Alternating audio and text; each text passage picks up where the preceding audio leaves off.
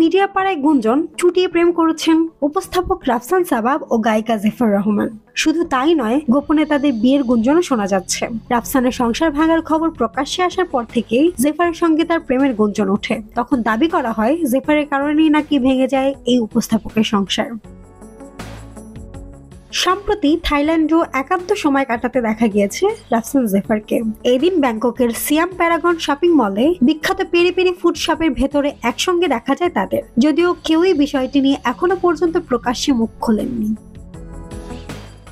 সম্প্রতি এক সাক্ষাৎকারে রাফসানের সঙ্গে সম্পর্ক নিয়ে কথা বলেছেন জেফার। সেখানে তিনি জানান তাদের দুজনকে নিয়ে যে গুঞ্জন চলছে সেসব বিষয়ে কিছু পরিষ্কার করার নেই তার। কারণ ব্যাখ্যা করে গায়িকা জানান, বিয়ে না করলেও মানুষ ইতিমধ্যে তার ব্যক্তিগত জীবন, বিয়ে, সম্পর্ক নিয়ে নানা মন্তব্য করছেন। তার বিয়ে, বাচ্চা সব হওয়াই দিচ্ছেন তারা। এসব বিষয়ে তার আর কিছুই বলার নেই, তাদের যা ইচ্ছে ভাবো।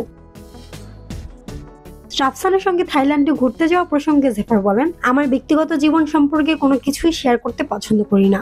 তবুও আমি যেহেতু একজন পাবলিক ফিগার, তাই আমার ব্যক্তিগত জীবন নিয়ে তাদের অনেক আগ্রহ। তারা নানা কিছু ভাবছে, বিভিন্ন রকম গল্প তৈরি করছে। আমি তাদেরকে সেসব ভাবতে দিচ্ছি, আপনাদের যা ইচ্ছা ভেবে নেন। প্রসঙ্গত 2020 সালের অক্টোবরে চিকিৎসক সানি আয়েশাকে বিয়ে করেন রাফসান সাবাব। 3 বছর সংসারের পর চলতি মাসে এসে সম্পর্কে ইতি টানেন তারা। কলেজে পড়ার সময় উপস্থাপনায় যুক্ত হন রাফসান সাবাব।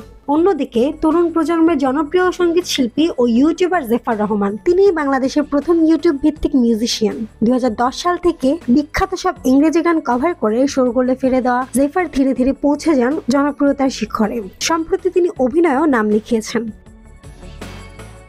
মাহমুদ আনজু বৃষ্টি, ডেস্ক রিপোর্ট, কথা কম।